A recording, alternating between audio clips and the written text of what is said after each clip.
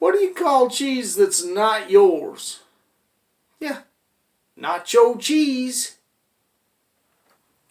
America Hope, do you know I was named after George Washington? But Grandpa, your name is Gus. It's true, but I was named after him. Did you hear about the new restaurant on the moon? Great food, no atmosphere. There's this Texas fella, he went down to Australia. He was being driven around by this Australian guy. They were riding along and they saw this rabbit. One of those big old Australian rabbits, and the Australian says to the Texan, "Do you have rabbits like that in Texas?" The Texan said, "Oh, our rabbits in Texas would smash that with one paw." They're driving a little further and they saw one of those big rats, and Australian says to the Texas man, "You got rats like that in Texas?" The Texan says, "Our rats in Texas would eat that thing in one bite."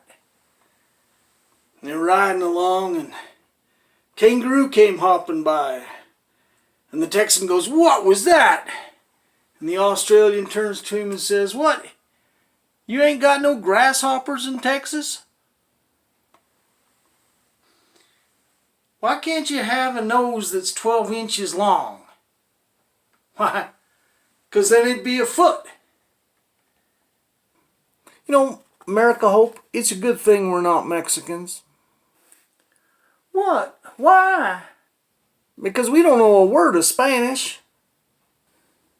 You know, before I got married, I was my own worst enemy.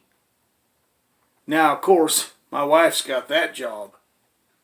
You know that the rotation of the earth really makes my day.